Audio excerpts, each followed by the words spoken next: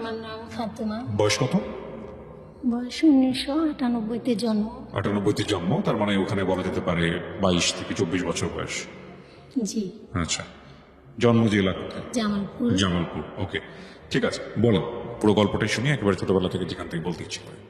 আমার যখন বয়স 1 বছর, তখন আমার বাবা তার ভাইয়ের সাথে মানে আমার কাকার সাথে রাগ করে জায়গা জমি বিক্রি করে ঢাকা নারায়ণগঞ্জ চলে যায়। আমার খালা ওখানে থাকে। আচ্ছা, তো এগুলো আমার মার মুখে সব শোনা। জি।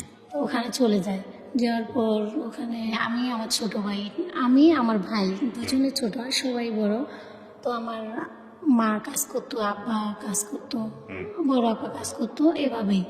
তো আমার যখন 5-6 বছর বয়স হয় তখন দেশে চলে যায় নিয়ে। তো জায়গা কিনে ওখানে বাড়ি করে, করার পর স্কুলে লেখাপড়া করি। আসলে ছোট থেকে এতটা মানে মানে এতটাই দুষ্ট যে কোনো মানুষ হয় কিনা জানি না। এটা আপনি ছিলেন? হ্যাঁ, আমি মানে দুষ্টুমের ধরন কিরকম ছিল? ধরন বলতে যদি বলতো যে ওখানে যাস না, ওখানেই আগে যেতাম। আর পোলাপানের সাথে তো পারতামই না, মার খেতাম আবার ওখানেই যেতাম। আচ্ছা, তো বাসায় আসলে আরও দিত মার যে ওখানে যেতে নিষেধ করেছি তারপরও কেন গেছো, এরকম একটা ইয়া। আর স্কুলে যেতাম মানে সাজগোজ জিনিসটা বেশি পছন্দ ছিল, যে বান্ধবীরা সাজতো। আর ছোট থেকে আমার নাচ গান এগুলার দিকে মানে অনেক নারায়ণগঞ্জ থাকছি তো পুরো ফ্যামিলি সহ, মানে এইগুলো মানে আমার অনেক আগ্রহ ছিল।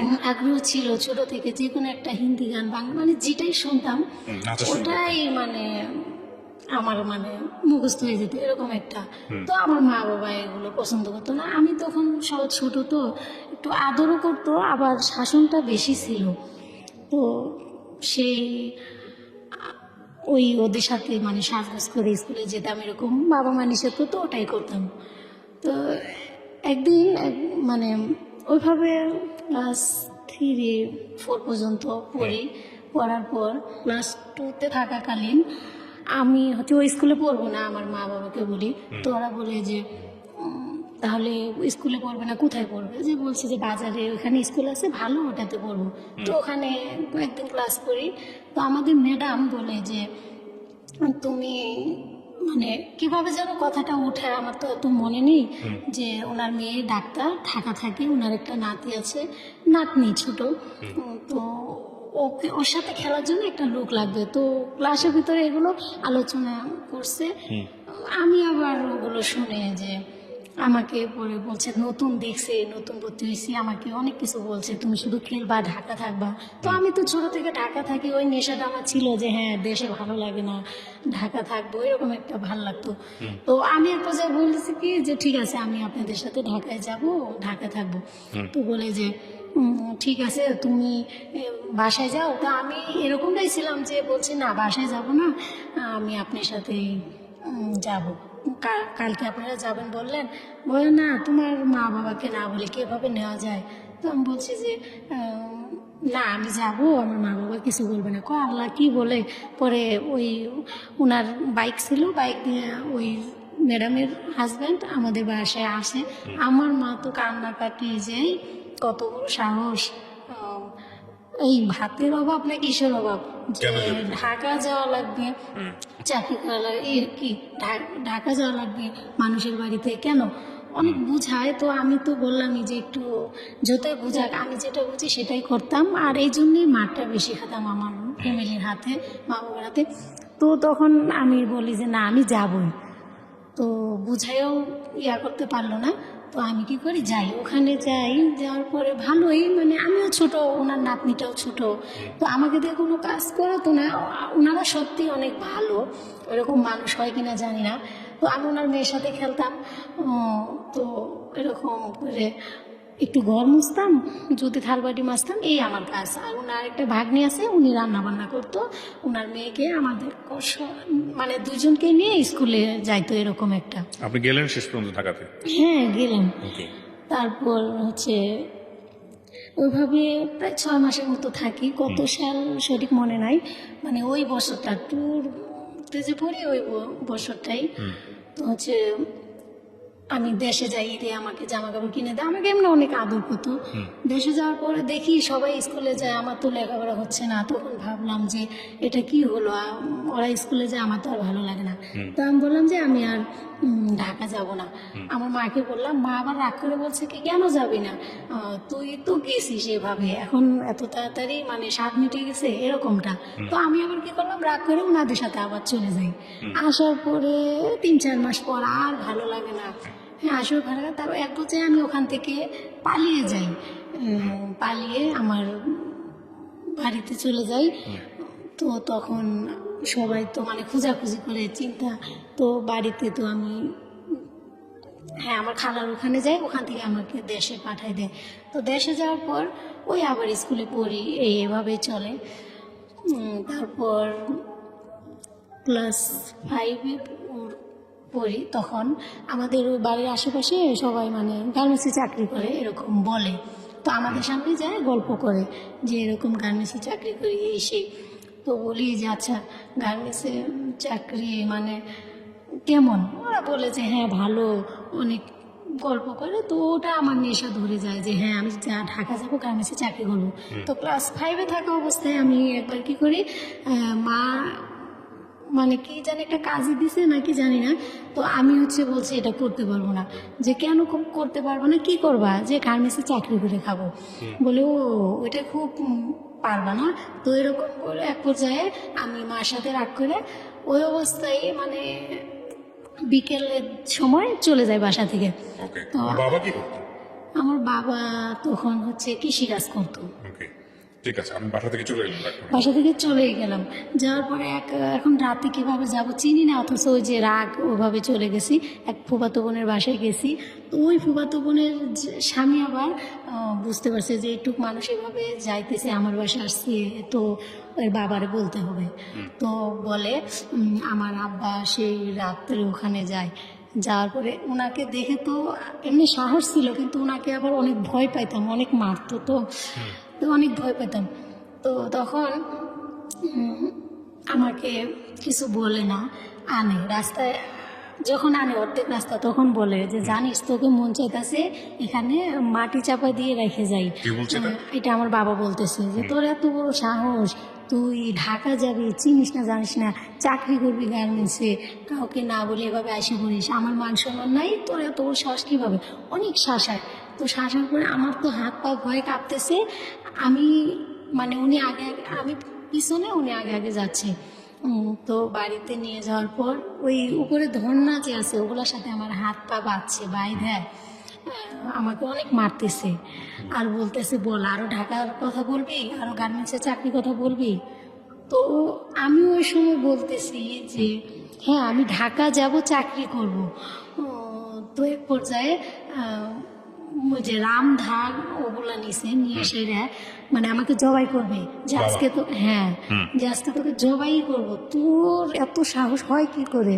তো আমার মা পা ধরে কান্নাকাটি করে মানে পরিস্থিতি ইয়ে করে, ঠান্ডা করে। তারপর সকালে তো আবার স্কুলে যাব কি, অনেক মারছে, সারা শরীর ব্যথা, স্কুলে যায় না।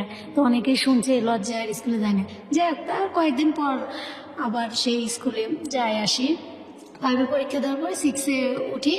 আমার তখন একটা বোন হয়, ছোট বোন হয়। আমি ক্লাস 6-এ হয়তো 6 মাস ক্লাস করার পরে হয়তো আমার বোনটা হয়। তো ফাইনাল পরীক্ষা দিই, মোটামুটি পাশ করি। লেখাপড়ার প্রতি তো তখন বেশ একটা ইয়ে ছিল না, ওই গার্মেন্টসের ভূত মাথায়, ওটাই ভাবি সারাক্ষণ। তো আমি বললাম, আমার ফুপুরা নারায়ণগঞ্জ থাকে, যে আমি আমার মাকে বললাম যে আমি নারায়ণগঞ্জ যাবো, ফুপু ওদের ওখানে থেকে চাকরি করবো। বলে যে আবার এই কথা, তুই কি জীবনে মানুষ হবি না? বললাম না আমার ভালো লাগে না, আপনার মেয়েকে আমি কুলে নিতে পারবো না, এরকম মানে একটা ভালো লাগতো না। তো শেষ পর্যন্ত ওই আমার বাবা আমার ফুপুর বাড়িতে বেড়াতে আসে, আমি পিছনে পিছনে মানে আসি কাপড় এগুলো নিয়ে। তো আসার পরে তখন আমার বাবা বলে যে দেখ তোকে তো আজকে আমি মেরে ফেলবো, আমার পিছনে পিছনে আসিস না, তোর কপাল যদি বাঁচতে চাস বাড়িতে ফিরে যা। তো আমি তো ওই যে একটা জিদ, যে যাই করুক আমি ঢাকায় যাব, তো তখন শেষ পর্যন্ত 2 ঘন্টার রাস্তা আমাকে হচ্ছে হাঁটিয়ে নিয়ে গেছে। গাড়ি দিয়ে গেলে 2 ঘন্টা লাগে, সেখানে আমি হাইটে হাইটে গেছি। তারপরেও তার পিছনে পিছনে গেছি, সন্ধ্যা লাগে গেছে। পরে ট্রেনে উঠে নারায়ণগঞ্জে আসি, ওখানে এসে চাকরি নেওয়ার পরে আমার আব্বা চলে যায়। 6 মাসের মতো কাজ করি। তো আমার আপা বলে যে দেখ, তুই নিজের ভালো কি জীবনেও বুঝবি না, তুই কি চাকরি করবি, কি তুই তো কিছুই কাজ জানোস না, বুঝোস না, ছোট মানুষ, অনেক কিছু বুঝায়। তো আমি তারপরেও 6 মাস চাকরি করার পর আপা বলে কি যে যা, তোরে আমি বই কিনে দেই, 7-এ যাই ভর্তি হবি, লেখাপড়া করবি, অন্তত SSC পাসটা কর, বুঝোস না কিসের গার্মেন্টস, তুই জানোস কি কষ্ট, এরকমটা বললে আমাকে বুঝায় পাঠাই দেয়। আমি আবার ওনার কথা শুনে যাই, আমাদের বাড়িতে এসে পড়ি। তো আইসে সেরা আমি আর স্কুলে ভর্তি হই না। তো তখন আমার এক চাচাতো ভাই যায়, আমার চাচাতো বোন থাকে এই সাভার। তো ওখান থেকে আমার চাচাতো ভাই যায়। যাওয়ার পর আমি বলি যে আমি ওর সাথে ঢাকা যাব, যে কেন ওর সাথে ঝগড়া হবে? চাকরি করব। আচ্ছা, মানে আপনার কোনো কিছুতে আপনার ভালো লাগে না, না, স্থির না। হ্যাঁ, আচ্ছা, হ্যাঁ। যে আমি গার্মেন্টসে চাকরি করবো, ওটা মাথায় চাপছে, ওটাই করব। এই বলে যে না, ওখানে যাই কি চাকরি করবা, কাজ জানো, যে হ্যাঁ কাজ শিখছি একটু একটু, এরকম বললে মানে ওকে একটু বোঝায় সোঝায় ওর সাথে আইসা পড়ি। তো আমার বাবা মা তখন আর কিছু বলে না, যে প্রথমে শুনে না, এখন আর কি শুনবে। তো যাই, ওদের ওখানে যায় থাকি। আমার এক মামি, ও আমার চাচাতো বোন, ওনার স্বামী নেই, ওনার এক ছেলে, আমরা 4 জন থাকি আর কি এক রুমে। তো ওইভাবে থাকার পর 2-3 মাস থাকার পর ওনারা আসলে যে পরিবেশে থাকে আমার ভালো লাগে না, যে এমন কি। তো অফিসে সবার সাথে পরিচয় হওয়ার পর দেখি যে বান্ধবীরা আছে, ওরা এইভাবে থাকে ব্যাচেলার। তো আমি ভাবলাম ওভাবে থাকবো। তো এরকম কয়েকজনের সাথে পরিচয় হয়, 2 জন। তো বলি ওদের সাথে থাকবো, মামিদের ওখান থেকে আসে পড়ি, আসে ওদের ওখানে যাই।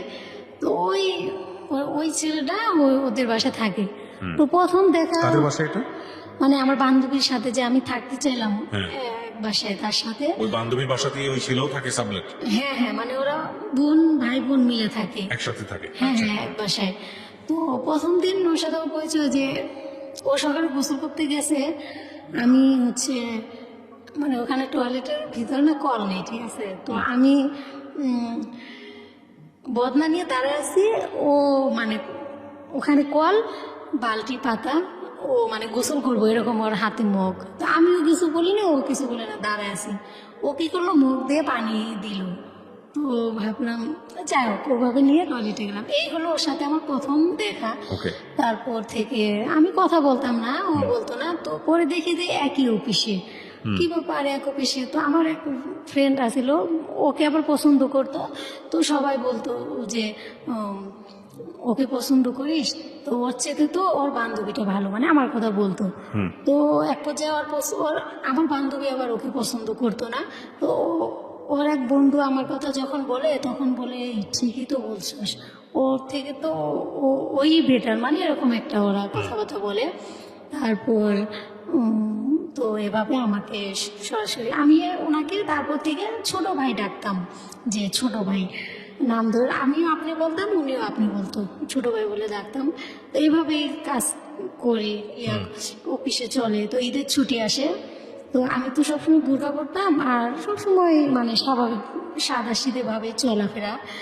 তো ঈদের ছুটির দিন বান্ধবীরা সবাই শাড়ি পরবে, একটু সাজবে, ওই ভূত মানে ওরা সাজবে আমাকে বলছে। তো আমি কি করছি, মানে গ্রাম্যের সাজ যেটা বলে, ওই সাজটা আমার অনেক পছন্দ ছিল।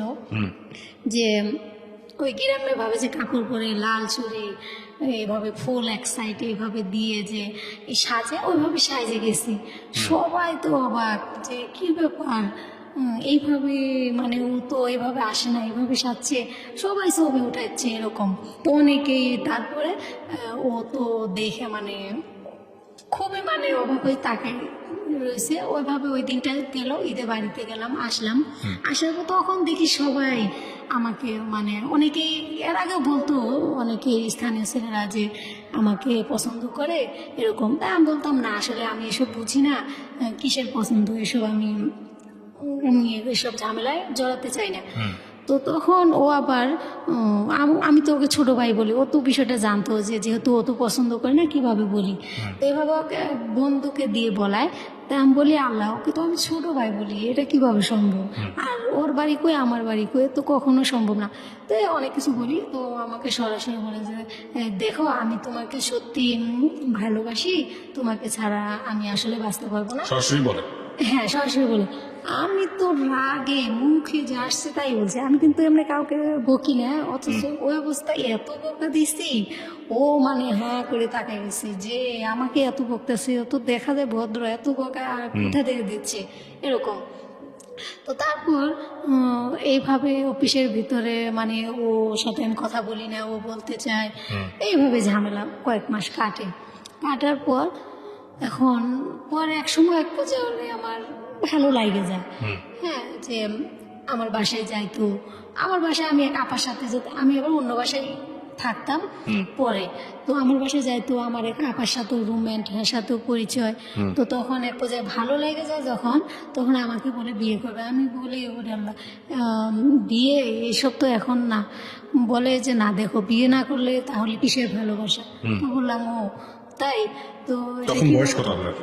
আমার বয়স ওই তো মানে চাকরি করতে আসলাম, এখানে 6 মাস কাজ করলাম, মানে আর 12-13 বাড়িতে বছর? গেলাম। হ্যাঁ, মানে বাড়িতে থেকে আবার তো মানে 2 মাস পরে, 1 ওই তো মাস পরে 12-13 বছর। আসলাম। আপনার ছেলের বয়স মানে ওই ছেলেটার বয়স কত তখন? ও আমার চেয়ে হয়তো, ওরও বয়স তেমন একটা বেশি না, সঠিক আমি জানি না, ওকে তো আমার চেয়ে বড়ই হবে। ওকে। তারপর তো তারপর এইভাবে ওই বিয়ে করতে হবে?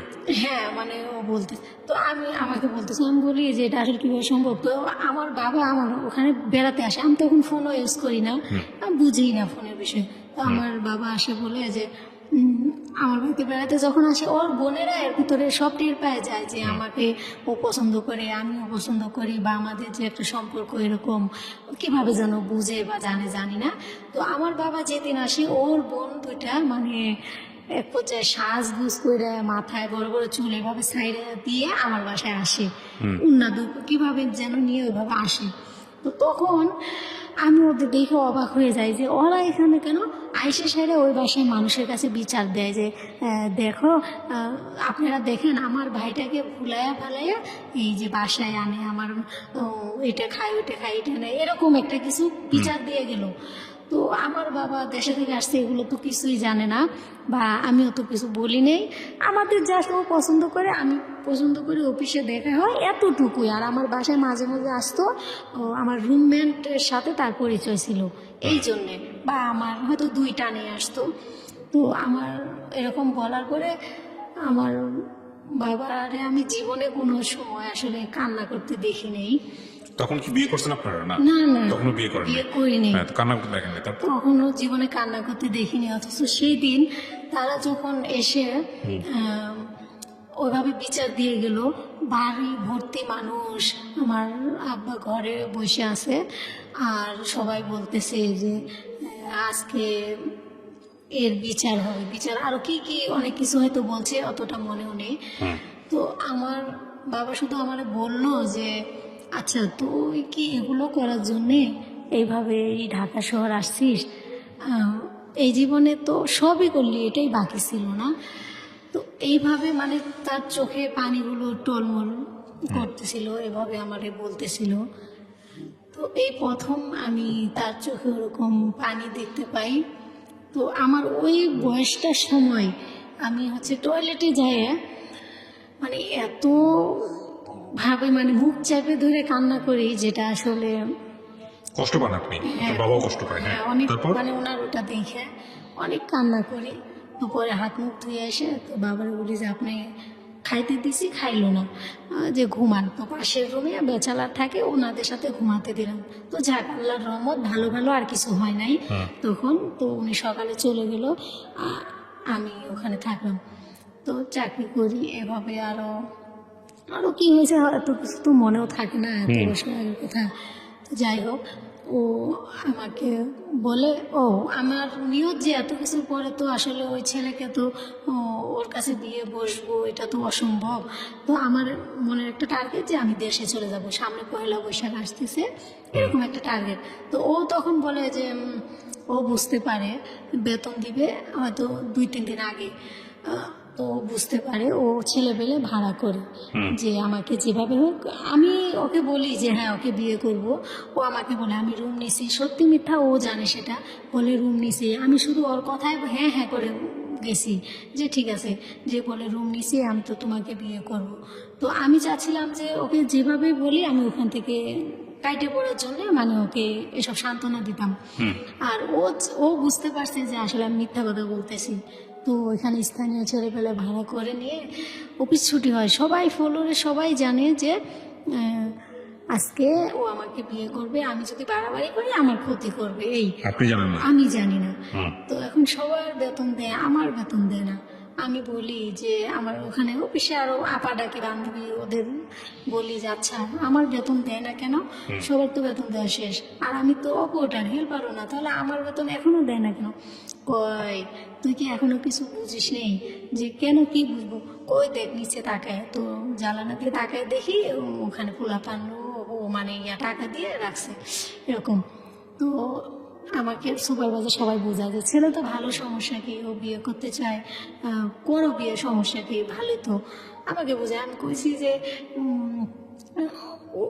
না আসলে আমি বিয়ে করব কি, ওরা তো আমি বলছি মানে ওটা আমি সুপারভাইজারে বলতেছি যে আমি তো ওরে বলছি যে আমার বাবা সামনে পয়লা বৈশাখ আসে, আমার বাবা যদি আসে তাহলে বিয়ে শাদী যাই হোক ওনার মতে এভাবে। তো ও এরকম করতেছে কেন, বুঝে না কেন?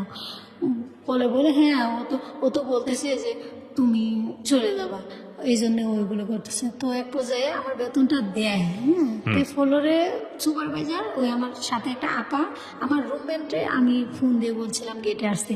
তো যাই হোক আমাকে ও ফ্লোরে আইসে মানে টাইমে হেসরায় সিঁড়ি দিয়ে নামায় নিয়ে যাইতেছে। তো আমি ওকে মানে ওই অবস্থায় আমার মাথা গরম, প্রচন্ড বকতেছি। গার্মেন্টস আর কেউ ছিল না আপনাকে হেল্প করার মতো? না ওখানে আমার হেল্প করার মতো কেউ ছিল, মানে সবাই বলতেছে যে ছিল তো ভালো, সমস্যা কি, বিয়ে কর। কিন্তু আমি আসলে চাচ্ছিলাম না যে না এটা আমার বাবাকে এখনই এইভাবে কষ্ট দিল, ওনার কি অপরাধ ছিল, আর এটা সম্ভব না এরকম একটা। তো যার কারণে আমার ভালোও লাগতো না, হয়তো একটু ভালো লাগলেও বেশিটাই ভালো লাগতো না এরকম। তো তারপর ওইভাবে নিয়ে যায়, আমি অনেক বকাঝকা করি। তো গেটের সামনে নিয়ে ও আমার রুমমেট আসার পরে ওরে বলতেছে কি ব্যাপার তুমি ওর হাত ছাড়ো, এরকম করতেছো কেন? হ্যাঁ মানুষের অমানুষের মতো ব্যবহার করতেছো। তো ওরা বলে কি যে চুপ থাকেন, আপনি কথা বললে আপনার ওই সমস্যা হবে, চলে যান। কয় আমি ওরে না নিয়ে যাব না, কয় আপনি ওরে নিতে আসলে আপনার ঝামেলা হবে। তো এক পর্যায়ে দুইজন দুই দিক থেকে আমার হাত ধরে টানাটানি করতেছে রাস্তার ভিতরে, এরকম পরিস্থিতি। তো ওখানে আবার স্থানীয় এক আঙ্কেল দোকানে চা খাচ্ছে, আবার ওনার ভাসতে মানে ভাইয়ের ছেলেরা এই ছিল এই কাজের সাথে জড়িত। তো উনি বলছে এই কি হয়েছে, এখানে আস, ও একটা মেয়ের সাথে এরকম করতেছিস, মেয়েও তো দেখতেছি ছোট, ওর সাথে এরকম কেন করতেছিস? তো সব ওরা বলে যে এরকম এরকম ও রুম নিতে বলছে, ও বিয়ে বসবে, এখন দেশে চলে যাবে, এরকম সব বললো। তা আমি বললাম যে না দেখেন আঙ্কেল আমার বাবা আসবো, এই বিয়ে শাদীর বিষয়টা কিভাবে আমি একা ইয়া করব। তো এরকম বলার পরে বলে যে ও তো ঠিকই বলছে।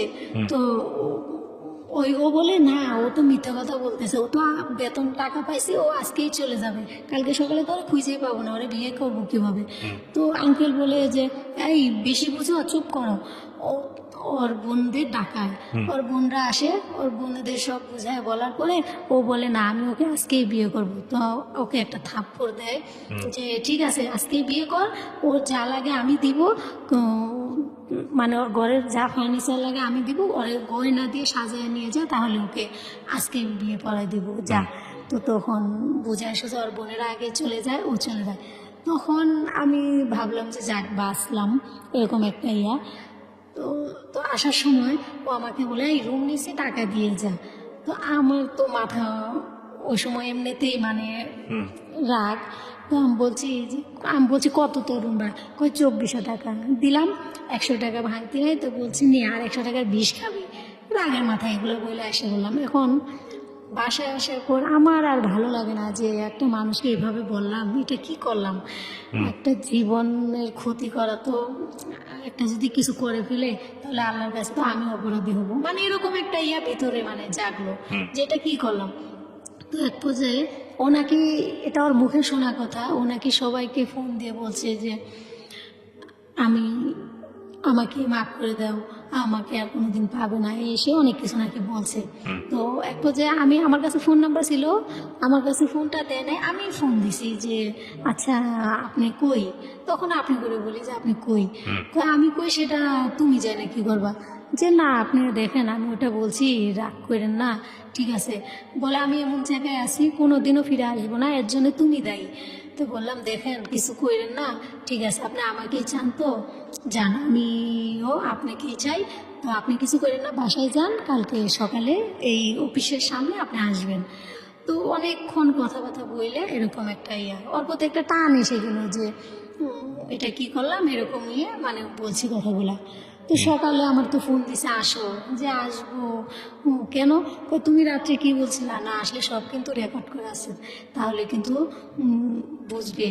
তো বললাম যে আচ্ছা আসলে কি হবে, যে আসলে কি হবে, তোমাকে বিয়ে করবো, ঠিক আছে বিয়ে করলে তো শান্তি, ঠিক আছে। তো গেছি ওর বন্ধুর বাড়িতে নিয়ে যায়। তো সবাই অফিসের ভাবছে, আমরা দুজনে তো অফিসে যাইনি, তার পরের দিন সবাই ভাবছে আমাদের বিয়েটা হয়ে গেছে, তো বিয়েটা তো হয় নাই। পরের দিন আমাদের রাতের 12টার দিকে বিয়েটা হয়। কাজে অফিসে মানে রান্নাবান্না করে কি মানে এরকম। আমার বাসায় জানতোই তো না।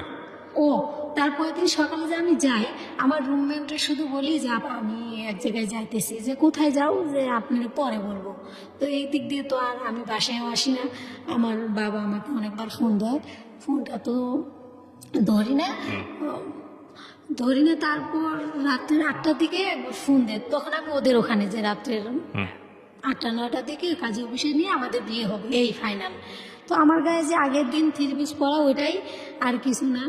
তো আমার আব্বা ফোন দিয়ে শুধু বললো যে আচ্ছা আজকে আমার জিজ্ঞেস করে যে তুমি কই, আমি মিথ্যে কথা বলছি যে আমি বাসায়, যে বাসায় এখনো মিথ্যে কথা বলতেছো, এই জীবনে আর কত আমাদের কষ্ট দিবা, তুমি এখন তো বাসায় না, ও যা করতেছো ভালোই করতেছো, আজ থেকে মনে করবো আমার একটা মেয়ে মারা গেছে। তো ওই কথা বলে ফোনটা কেটে দেয়, আমি বারবার ফোন দিয়ে ফোন অফ করে রাখে। আমি অনেক কান্না করি যে আসলে সবই তো গেল, আর কি করার আছে, কিছু তো করার নাই। তো এক পর্যায়ে ওইভাবেই কাজে অফিসে নেয়, একটা নাকের ফুল কিনে আনে, চুড়ি, এই পেঁচা এতটুকুই। এভাবে নিয়ে কাজে অফিসের বন্ধুরা যায় মিষ্টি কিনে কিনে। এখন কাজই বিয়ে পড়াবে না, আমার কাগজপাতিতে বয়স হয় নাই, এগুলা ওর কাগজপাতিতে হয় নাই, আমি চাকরি করি অন্য কাগজ দিয়ে, ও অন্য কাগজ দিয়ে চাকরি করে, ওর খালাতো ভাইয়ের কাগজপাতিতে এই। তো কাজী এখন স্থানীয় ছেলে পেলে ওরা তো বলছে, টাকাও দিছে, আবার অনেক ভয় দেখাইছে। তো যে আমাকে কবুল বলতে বলতেছে, আমি বলি যে ওই সময়টাতে আমার মনে হইলো যে আসলে এটা আমি কি করতেছি, আমি কবুল বললে ও আমার স্বামী, আর আমি এটা কি করলাম, আর এখান থেকে আসলে তো আমার বেরোনোর মতো কোনো রাস্তা দেখতেছি না, এটা আসলে আমি কি করতেছি, এরকম একটা মনে হলো। আমি বলি না কবুল, তখন কাজী বলে যে এই মেয়েকে এইটুক মেয়েকে জোর করে আয় না এভাবে বিয়ে, মেয়ে যদি কেস করে সবাই কিন্তু ফাইসে যাবা, মেয়েকে রাইখে আসো। তো বলে যে দেখেন আপনার কাজ আপনি করেন, আপনি এত কিছু ভাবতে হবে না। তো আমাকে অনেকবার বলার পরে তখন বলি কবুল, বলার পরে তারপর আমার ওই কাবিন কি এগুলা কি আমি তো কিছু জানি না, সাইন দিতে বলছে দিছি, কবুল বলতে বলছি। আর এক উকিল বাপ হয় কে যেন, তো 80,000 টাকা মনে হয় কাবিন দিবে, তো আরেকজনে বললো না 1 লাখ টাকা, এভাবে হয়তো কাবিনটা হয়। তো মিষ্টি মিষ্টি খায় রাতের 12টা বাজে যাওয়া হয়। তারপর এখন ঘুমাবো কোথায়, সে আমার রুমমেট, আমি আমার রুমমেট, তো আরেক পাশের রুমে হেরা বলতেছে যে ওরা দুজন এখানে ঘুমাক, আর আমার রুমমেট অন্য রুমে। আমি বলছি না না এভাবে সমস্যা নেই, ও চোখের উপরে থাক, আমরা দুজন নিচে থাকবো। যাই হোক ওভাবে রাতটা কাটে, এক ঘরে তিনজন ওইভাবে ঘুমায় রাতটা কাটে কোনো রকমে। তো তারপরে এখন তো রুম নিতে হবে, রুম নেওয়ার পর ছোটো একটা রুম নেয়, তো আমার রুমে কোনো কিছু নেই। তো তারপরে ওর বোনরা মানে আমার রুমে কিছু নেই, ওদের মানে ওর বোনের রুম থেকে একটা কাঁথা বালিশ অনেক গরম একটা ফ্যান আনে। ওকে আপন বোন ছিল? হ্যাঁ ওরা আপন বড় বোন। তো আমার বান্ধবী ছিল আপনার তো ভাই বোন? ওরা তো ভাই বোন, আর আমরা থাকতাম, আমার যে বান্ধবী ও পিসির ওকে। তারা। তো তারপর ওই ওরা আসে, আমি বাইরে দাঁড়িয়ে আছি হয়তো, আর ও তো কোথায় যেন গেছে, ওরা আইসে মানে আমাকে দেখেই মানে মুখ দিয়ে যা আসতেছে তাই বলতেছে। কে কারা, ওর বোনরা? হ্যাঁ বকাঝকা করতেছে। তারপর হচ্ছে বলে যে তোর কিছু নাই, আর আর এখন আমার ফ্যানের বাতাস তোরা খাবি, এটা এটা তো আমি খেতে দেবো না। তো ফ্যানটা খুলে নিয়ে যায় আর বকাঝকা ঝাঁতো করার করে। আমার তো মাথা গরম হয়ে যায় যে এটা আসলে কিভাবে সম্ভব যে ওর বোন ওদের কাছ থেকে আনছে আর এর জন্য আমাকে এসে এইভাবে বকাঝকা করতেছে। তো ও আসলো, এসে শুনলো এইভাবে। শোনার পরে দেখি ও কিচ্ছু বললো না, ওর বোনেরা চলে গেল। তো আমার ঘরে তখন একটা জগ মগ ছিল, তো আমি একটা আচার দিয়ে ওটা ভাঙার পর ওকে আমি বকাঝকা করি। আর কাবিননামার কাগজটা বিছানার নিচে থাকে, ওটা আমি একটা দিয়ে ছিঁড়ে ফেলি, যে অনেক বকাঝকা করি ওকে। গলা টিপেও ধরতে যাই যে আজকে আমার জীবনটা এভাবে শেষ করে দিলি, মানে এভাবে তোর বোনেরা এসে তুই তো কোনো কথাই বললি না, আজকে মাত্র 3 দিন অথচ একটা কথাও তুই বললি না, আমার তোর মতো স্বামী আমার প্রয়োজন নেই, আমি চলে যাব, 2 চোখ যেদিকে যায়। এগুলো বলে আমি হচ্ছে বেরোবো, সবাই মিলে আমাকে ধরে বুঝায় অনেক ইয়া করে। তো যাক ওভাবে 2-4-6 মাস ভালোই কাটে। তো দুজনেই তো নতুন, আমি নতুন অপারেটর হয়েছি ওই সময়, তেমন একটা কাজ ভালো জানি না, ও মোটামুটি অপারেটর। তো এভাবে ঘরে কিছু নাই, এটা সেটা কি না লাগে, হাঁড়ি পাতিল এভাবে তো 1 বছর 2 বছর ভালোই কাটে। আমার বাড়িতে পরে যাই, সবাই মাইনে নেয়, যাওয়া আসা হয়। ওদের বাড়িতে প্রথম যেদিন যাই দেখি যে ওদের বাড়িতে একটা থাকার মতো ঘরও নাই, যে একটা ঘর আছে 2 চালা অন্যের জমির উপরে। তো আসলে আমাকেও বলে যে আমি তো যতটুকু জানি যে মানুষের ঘর হলেও থাকে, জমির ভিটাটাও থাকে, কিন্তু ও যে আমাকে বলতো আসলে যে এটা সত্যি সেটা আসলে তো আমার জানা ছিল না। যাই হোক, তো ওইভাবে নিয়ে যাওয়ার পরে আমি ওগুলো দেখি, মানে সবাই বলে এই নতুন বউ নতুন বউ, আমাকে দেখে তো সবাই অবাক যে ওরে আল্লাহ এই মেয়ে কই থেকে আনছে, এই ছেলে এই বউ পাইলো কই, মানে সবাই খুব পছন্দ করছে এরকম বলতেছে যে কিভাবে পাইলো। তো তখন আমি সবার সামনে আমার চোখের পানি আর আটকে রাখতে পারি নাই, এত কান্না করতেছি, পানি আটকে রাখতে পারি না। ও আমাকে বলে যে দেখো কান্না করো না, মানুষে বলবে আমি তোমাকে জোর করে আনছি, দয়া করে তুমি কান্না করো না। যাই হোক পরিস্থিতি সামাল দেয়। তার 2-3 দিন থাকার পর ঢাকা আমরা আবার এসে পড়ি, চাকরি বাকরি করি। আর আমি বলি যে ও এই হলো তোমার অবস্থা না, আর বড় বড় তো ইয়া করতে আমাকে ছাড়া বাঁচবে না, আমাকে রাখবা সেই ঘরে তো নাই তোমার থাকার মতো, অন্যের জমিতে থাকবে এরকম বলতাম। তো ওকে আমি তারপর থেকে অপছন্দরা বেশি, যে বিয়ে 3 দিন পর ওর বোনেরা মুখ দিয়ে যা আসলো তাই বললো একটা নতুন বউকে, এটা আমি আসলে খুব কষ্ট পাচ্ছিলাম, মাইনে নিতে পারি নাই। তো আরও ওই পরিস্থিতি, আবার যা ইনকাম করি দুজনে মিলে ওই টাকাটা ওর বাড়িতে দেওয়া লাগে, আমাদের মোটামুটি রাইখা। তো এইভাবেই চলার পর টাকা পয়সা নিয়ে রোজ আমার সাথে ঝগড়া মানে বেতনটা পাইলেই ওর বাড়িতে টাকা দিতে হবে 5,000 কিস্তি। তো আমি তখন বলি যে আচ্ছা এত 4-5 বছর তো টাকা দিলাম, এখনো কি দেওয়া লাগবে, তাহলে আমরা কি সারা জীবন এভাবে এই আপনার কিস্তি চালাবো বাড়ির?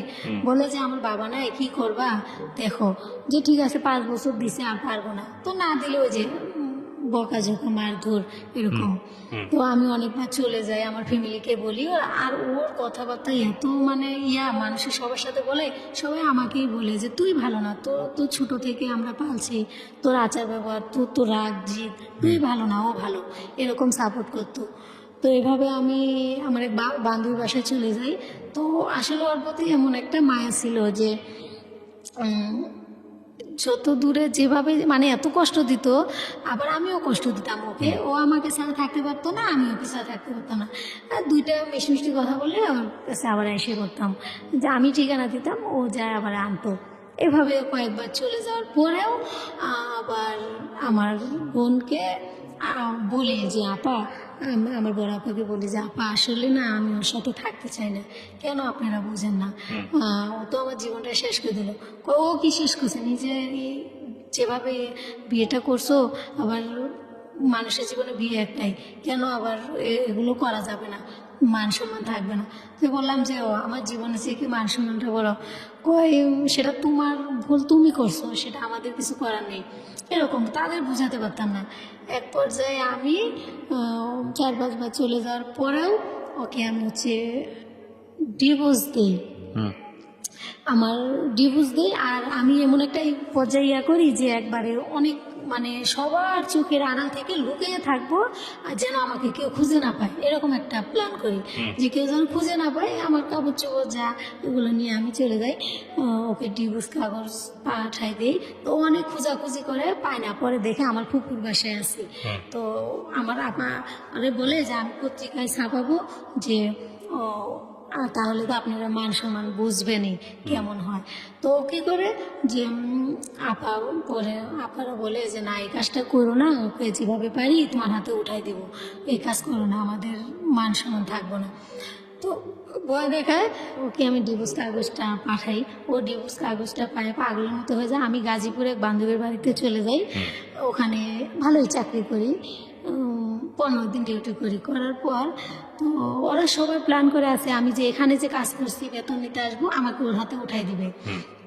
তো এই কথাটা শুধু আমার ফুপু না ফুপা বলছিল আমাকে যে চুপ করে যে দেখো তুমি তো এখানে আসছো টাকা নিতে, তাড়াতাড়ি চলে যাও, ওরা কিন্তু এই প্ল্যান করে আছে।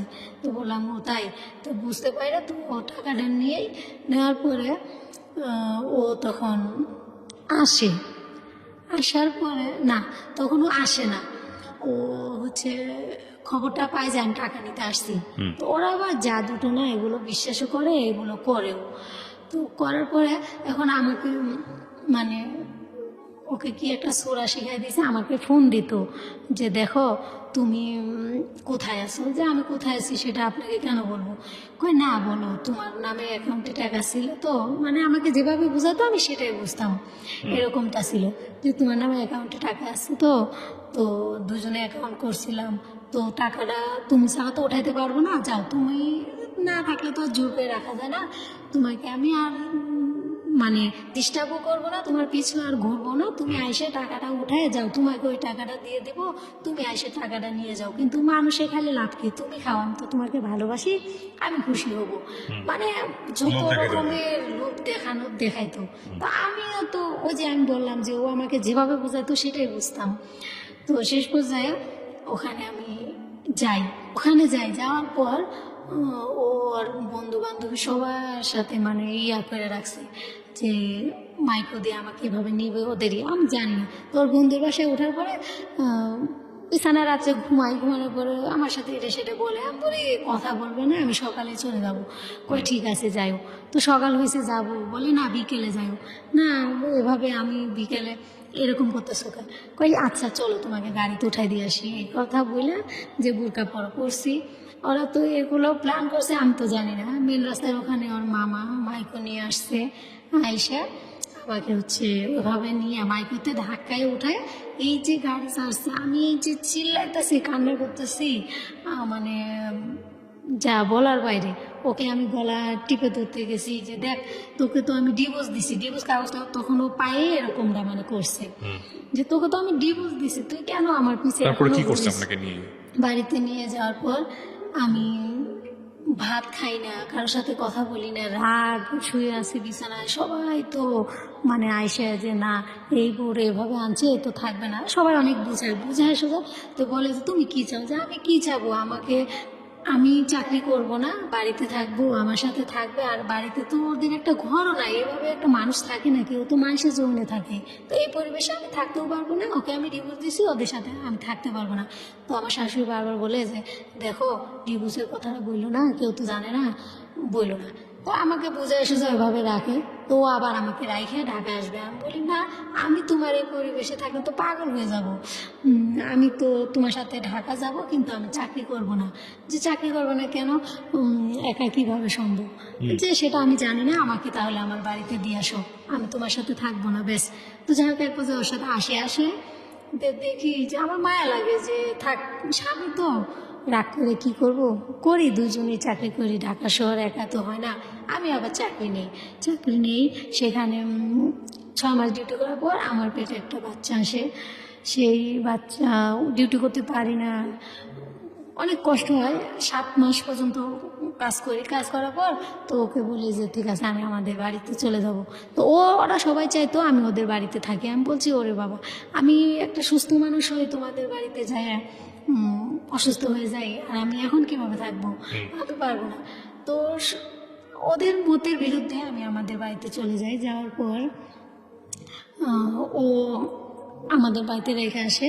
আর তখন আমি মানে একটা স্বর্ণের চেন বানানোর জন্য কিছু টাকা জমাই, ওকে বলি না। ও বলে যে ঠিক আছে এখন তো আমার টাকার হাতে নাই, তুমি 3,000 টাকা আমাকে ধার দাও, আমি দিয়ে দিব। তো যাই হোক, এইভাবে বলে পাম দিয়ে টাকাটা নিয়ে ও আসার পর তো আমি দেশে থাকার পর ওর কাছে টাকাটা চাই। আমি চেন অলরেডি বানাইতে দিছি, যে হয়তো চাকরি করতে পারবো কি পারবো না জানি না, তো এটা হয়তো আমার একটা সম্বল থাকবো, এটা ভাইবা যে কিছুই তো নাই, 5-6 বছর তো চাকরি করলাম, কিছুই তো থাকলো না। তো তারপরে চেনটা বানাইতে দিই, এখন ওখানে 2,000 টাকা শর্ট। ওকে বলি, কয় কিসের টাকা, তুমি নিজে অসুস্থ, টাকা করো। বললাম তুমি তো দেওয়ার কথা দেও। তো যাই হোক, টাকাটা দেয় না, এর নিয়ে ওর সাথে আমি কথা বলি না, রাগ করি। আমার ফ্যামিলি বলে যে তুই কি মানুষ হবি না কোনো দিনও, ওর সাথে এরকম খারাপ ব্যবহার করিস, ফোন দিলে কথা বলতাম না এরকম। তো ও বলতো যে দেখো আমি তো এখন খাইতে পারি না, চলতে পারি না, তোমার টাকা কি করে দেবো? তো তখন আমি অনেক ধরনের কথা বলতাম যে দেখো তুমি খাইতে পারো না, চলতে পারো না, আমাকে ছাড়া হচ্ছে না না, আর এখন তুমি খাইতে পারো না, এরকম অনেক কিছু বলার পর তো তখন আপনি যে সেকেন্ড টাইম ওর সঙ্গে থাকলেন, ও কি আপনাকে বিয়ে করেছিল? যেহেতু আপনি ডিভোর্স দিয়ে দিয়েছেন, বিয়ে না করে আপনারা থেকেছেন। হ্যাঁ, বিয়ে Okay. মানে সবাই বলে যে এটা ডিভোর্স হয় না এক পক্ষ থেকে, তাই এই জন্য আর বিয়েটা প্রয়োজন হয় নাই। তো তখন একটু যে আমার বাচ্চাটা হয়, তো বাচ্চাটা মারা যায়, ও আবার ঢাকা আনার পর আমার ওখানে আমার বোনের মানে ওনাদের ফ্যাক্টরি আছে, গার্মেন্টস, ওখানে ওকে কাজে দেয়, আমি বাসায় থাকি।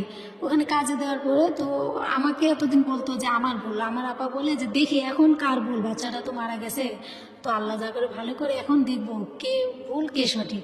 তো এরকম একটা তো আমার সাথে যেরকম করে আমি মানে আমার আপাকে সবটা বলি। তো ও এক পর্যায়ে কী করে, ওদের আপার ফ্যাক্টরি থেকে অনেকগুলা গেঞ্জি মানে লেডিস সুন্দর সুন্দর প্লাজো, শার্ট এগুলো তৈরি হয়, তো সেগুলো নিয়ে লুকায় রাখে রুমে। তা আমি হঠাৎ করে মানে ওই সানসেট উপরে রাখে, আমি বলি যে এগুলো কি, দেখি ওরে প্রশ্ন না করে আমার আপার কাছে নিয়ে যাই যে আপা এই দেখেন এগুলো আমার রুমে। এগুলো তোর রুমে মানে ওরে জিজ্ঞেস করছিস? যে ওরে কি জিজ্ঞেস করবো, এগুলো পাইলাম আপনারে দেখাইতাছি। তো ও আবার একদিন খুঁজে, তো আমি বলি কি খুঁজেন? কয় যে আমি এখানে কাপড় রাখছিলাম। যে হ্যাঁ কাপড় তো রাখছিলেন, আমারে তো বলতে পারতেন, বলেন নাই তো। তো আপনারে দেখাইছি, আপার কাছে তো দিছি, আপা আপনি ডাকছে। তো আপা সেই দিন ওরে মানে অনেক অপমান করে যে আমি তো মানুষকে এমনি দেই, আর তুমি এই কাজটা কিভাবে করলা? তুমি আমার বোনের স্বামী, তুমি চাইলে তো মুখ দিয়ে বলতে দেরি, তোমাকে তো 10-20 দেওয়া ব্যাপার না, তুমি এই কাজটা কিভাবে করলা? মানে ওকে সব দায়িত্ব দিয়েছিল, মানে সবার বেতন দেওয়া এই দেওয়া এরকম একটা দায়িত্ব ছিল। তো বলার পরে আপাকে বললাম আপা যাই করেন ওর সাথে আমি আর থাকতেই পারবো না, আমার সম্ভবই না। তো তখন বলে যে কি করা যায়? তো তখন আমি বলি যে ওকে আসলে এমনি তো যাইতে বললে যায় না, তো ওকে যেভাবে পারি এখান থেকে তাড়াতে হবে। তো আমি নারায়ণগঞ্জে যে আগে থাকতাম, ও দুলাভাই, ওখানকার দুলাভাই একটা স্থানীয়, সেই দুলাভাইয়ের সাথে সব বললাম যে ভাইয়া আগের বারও ওই ডিভোর্সটা দিয়েছিলাম ওনাকে নিয়েই, যে এমন এমন, তখন তো ও ছিল না, এখন তো এ আছে, তো এই দেখেন এরকম নিয়ে আমার বাচ্চাটা এরকম মারা গেছে, আবার আসছি, এই হলো আমার জীবন, সব বলছি যে ঠিক আছে তুমি ওকে নিয়ে কোনো রকমে আমার এখানে যেভাবে পারো আসো, তারপরে ওকে এখন সাথে নিয়ে ডিভোর্সটা করাবো। তো যাই হোক, ওকে পার্কের কথা বলি যে চলো আমরা ঘুরতে যাই, ঠিক আছে চলো, গেছি। তো ওই ভাইয়া আসছে, আসার পর তো ও তো দেখে অবাক, তো ও ভাইয়াদের বাসায় নিয়ে যায় কাজী অফিসে, ও ওখানে অনেক কান্নাকাটি করে যে দেখো তোমার এগুলো মনে ছিল। তখন আমি ওকে অনেক কথা বলি যে আমার জীবনটা নষ্ট করার জন্য তোমার আজকে এই মানে তোমাকে আমি একবারে আমার জীবন থেকে বাতিল করে দেবো, তুমি আমার জীবনে, হ্যাঁ ওকে সাইন করাই, আর ও আবার মানে ওই একই কাগজে মানে কাজের কাছে থাকে, আর আগের বাচ্চা ইয়া করি, তো ওকে সাইন করাই, ও সাইনটা করে, কান্নাকাটি করে, যাই হোক ওভাবে ওকে তাড়াই দেওয়া হয়, ও আয়সা করে, আয়সা করার পর আমি আবার ওখানে থাকি। 2-1 মাস থাকার পর আমি আবার হচ্ছে মানে আবার আমি এই এলাকায় আসি। আসার পর ও কিভাবে যেন টের পায়, আবার আমাকে কথা ভুলায় ভালায় ফেলায়। তো আমিও ওর কথা জালে ফাইসে যাই যে হ্যাঁ যে আপনি আবার বিয়ে করলেন, বিয়ে করছেন নাকি আপনি মিথ্যা আকাশ শুরু করেছেন? হ্যাঁ, আবার তো বিয়েটা হয়নি, যে কেন হয় নাই সেটাও বলতেছি। বিয়ে হয়নি, বাট একসঙ্গে থাকছেন। শেষমেশ কি করছেন? আমি বুঝতে পারছি আপনার গল্পটা যেভাবে গেছে আপস এন্ড ডাউনে, ঠিক আছে। আপনি ওর সঙ্গে আতেন নাকি চলে গেছেন? না, আমি ওর সাথে নাই। লাস্টলি যে চলে আসছেন তখন কি আবার ডিভোর্স দিচ্ছেন? হ্যাঁ, সেটা আমাদের ফ্যামিলি থেকে ডিভোর্স। এই ঘটনাটা কবে ঘটছে? এই ঘটনাটা এই 1.5 বছর আগে। 1.5 বছর আগে ঘটছে। শেষমেশ যেটা হলো, ও আপনার জন্য বহুবার পাগল ছিল, এবং শেষ পর্যন্ত যেটা হয়েছে যে ও আপনাকে ছেড়ে দিয়েছে, এখন আপনি ওর জন্য পাগল হয়ে গেছেন। ও কি বিয়ে শাদী করেছেন? বিয়ে করছে, হ্যাঁ, আমার পরে মেয়েটা হওয়ার পর। আপনি কি বাচ্চা কাচ্চা হয়েছে ওর ঘরে? হ্যাঁ, আবার তো আমার আরেকটা মেয়ে হয়েছে। মেয়েটা কোথায় এখন? মেয়েটা ওদের বাড়িতে। আর আপনার সঙ্গে ডিভোর্স হয়েছে কত বছর? ডিভোর্স হয়েছে এই 1.5 বছর। 1.5 বছরের মতো। এই 1.5 বছরে কি আপনি অন্য কারোর সঙ্গে সংসার করা বা কোনো কিছু? না না, ওইসব কিছু না। তো আমার একটাই কষ্ট যে আপনি কি রেডিওর মাধ্যমে ওকে কিছু বলতে আসছেন? না, আমি ওকে কিছু বলতেও আসিনি, ওকে বিশ্বাস করাতেও আসিনি। আমি শুধু এখানে আসছি যে আমার মা বাবার মনে যে আঘাতগুলো দিছি, আর আমার মা বাবা আমাকে আমার ভালোই চাইছে, তারপরেও তাদের এত কষ্ট দিছি, যার কারণে আজকে আমি সুখী হতে পারিনি। এই রিয়েলাইজেশনটা, এই মূল্যায়নটা খুব গুরুত্বপূর্ণ।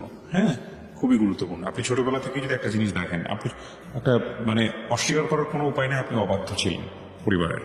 শুধু তাই না, এটা কোনোভাবেই মানে ডেফিনেটলি আপনার সঙ্গেও আপনার হাজব্যান্ড যে আচরণ করছে সেটাও অ্যাকসেপ্টেবল না। কিন্তু একটা মানুষকে যদি আপনি ছেড়েই দিবেন মন থেকে, ডিভোর্সের সিদ্ধান্ত তো নিয়ে তো তার সঙ্গে সংসার করার কোনো মানেই হয় না। আপনি ডিভোর্স দিচ্ছেন, তারপরে সংসার করছেন, 1বার না 2বার না, কয়বার হয়েছে এরকম? এরকম ডিভোর্স আমি 2বার, একবার আমি দিই, পরে ওকে নিয়ে দেওয়ার পরে ও তো আবার আমাকে নিয়ে যায়। ফাইনালি তো আরেকবার দিচ্ছেন। ফাইনালি আমার বাবা ওদের বাড়িতে যায়, মানে আমার বাড়িতে 1 বছরে এত মানে অত্যাচার করছে যে মানসিক ভাবে শারীরিক ভাবে এত অত্যাচার করছে যে আমার মেয়েটা তখন ছোট 2 মাস বয়স, ও ঢাকায় আসে, আর আমার খোঁজ খবর তো নিতেই না, আমার সাথে কথাও বলতো না। তো এই চাপটা আমি নিতে পারতাম না, তখন আমি ওর জন্য পাগল হয়ে গেলাম যে সংসারের প্রতি, সন্তানের প্রতি একটা মায়া এসে গেল।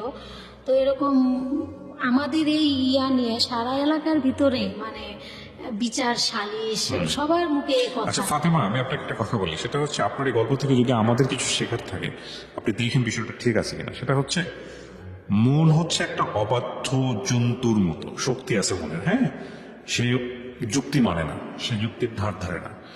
যখন মনে হবে যে পৃথিবী বলবে না ঠিক না, তখন আমার মন বলতেছে এটা ঠিক।